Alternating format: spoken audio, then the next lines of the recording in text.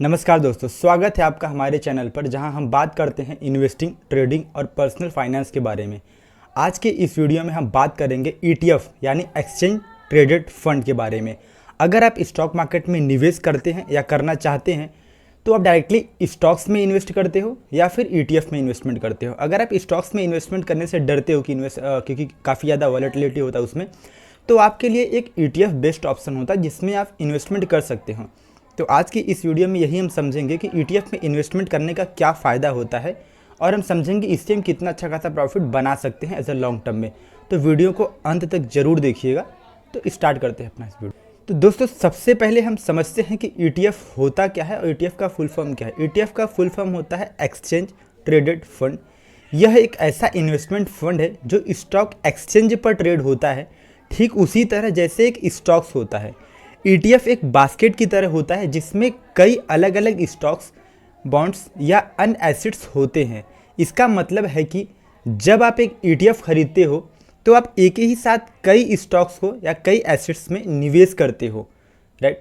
उदाहरण के लिए अगर आप निफ्टी 50 ETF खरीदते हो तो आप निफ्टी 50 इंडेक्स में शामिल सभी कंपनियों को स्टॉक्स में निवेश करते हो। जैसे अगर निफ्टी 50 का मैं इंडेक्स ले लेता हूं, उसी का अगर मैं ETF बाई करता हूं तो इसका मतलब मैंने एक साथ 50 कंपनियों में इन्वेस्टमेंट कर दिया है। ये काफ़ी ज़्यादा आसान होता है और कम रिस्क भी होता है, इसमें ज़्यादातर लोग इन्वेस्टमेंट करते हैं।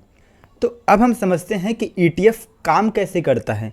ETF स्टॉक एक्सचेंज पर लिस्ट होता है, उसी तरह काम करता है जैसे स्टॉक्स काम करता है। बाइंग सेलिंग का प्रोसेस भी सेम ही होता है, जैसे आप बाई करते हो स्टॉक्स को वैसे ही बाइंग एंड सेलिंग कर सकते हैं। इसकी प्राइस भी दिन में बदलते रहते हैं। स्टॉक के प्राइस, जैसे स्टॉक के प्राइस बदलते सेम इसके भी प्राइस बदलते रहते हैं।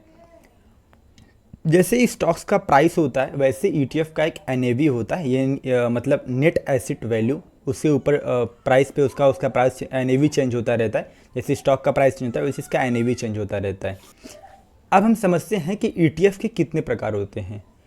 बात करते हैं ETF के अगर टाइप्स के बारे में, तो ETF एक होता है जो कि स्टॉक्स का होता है, मतलब उसको बोलते हैं इक्विटी ETF। ये स्टॉक्स में निवेश करते हैं, like Nifty 50 ETF, Sensex ETF। And second होता है डेप्ट ETF।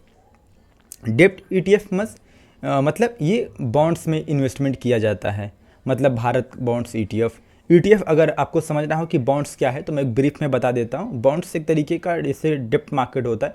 जैसे एग्जांपल के साथ समझते हैं कि अगर गवर्नमेंट कोई भी कंस्ट्रक्शन कर रहा है, मतलब रोड बना रहा है, सड़क बना रहे सब, तो वहाँ पर गवर्नमेंट अपना पैसा नहीं खर्चा करती। वो क्या करती है, जो भी रिटेल इन्वेस्टर है ना, उनके सामने अपना एक बॉन्ड इशू करती है। जो हम बाई करते हैं उसके बदले अपने को गवर्नमेंट कुछ सर्टन रिटर्न देता है। बॉन्ड्स कभी भी इशू होता है ना तो वो बैंक के थ्रू ही होता है। बॉन्ड्स के बारे में मैं डिटेल में एक वीडियो बना दूंगा। अभी हम समझते हैं थर्ड, कमोडिटी ETF के बारे में।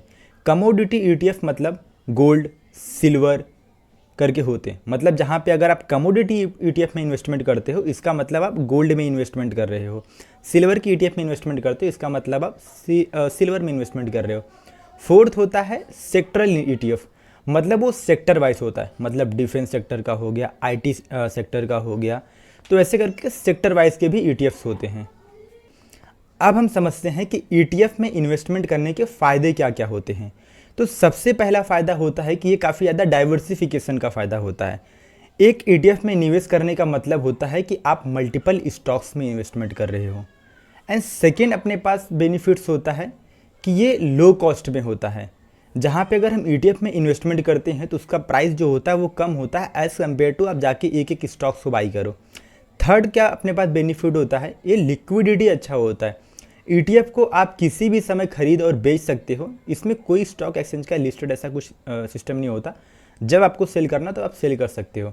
फोर्थ क्या है, इसमें ट्रांसपेरेंसी काफ़ी अच्छा होता है।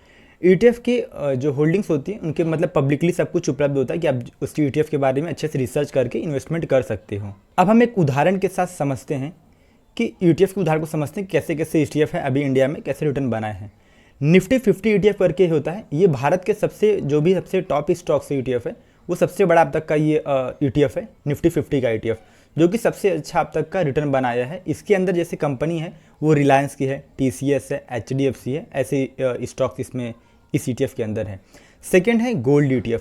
अगर आप गोल्ड ETF में इन्वेस्ट करते हैं लेकिन फिजिकल गोल्ड के साथ उतना ज़्यादा मतलब इन्वेस्टमेंट नहीं करना चाहते तो आप गोल्ड के ईटीएफ में इन्वेस्टमेंट कर सकते हो।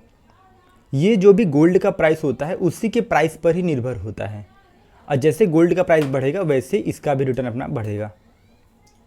अब हम समझते हैं कि ईटीएफ में आप निवेश कैसे कर सकते हैं। अगर आप ईटीएफ में इन्वेस्टमेंट करना चाहते हो तो हम कैसे कर सकते हैं। आप डीमेट और ट्रेडिंग अकाउंट की मदद के साथ मतलब हेल्प से आप इन्वेस्टमेंट कर सकते हो ईटीएफ में। जैसे आप कोई स्टॉक्स को बाई करते हो सेम उसी तरीके से आप ईटीएफ में भी बाइंग कर सकते हो।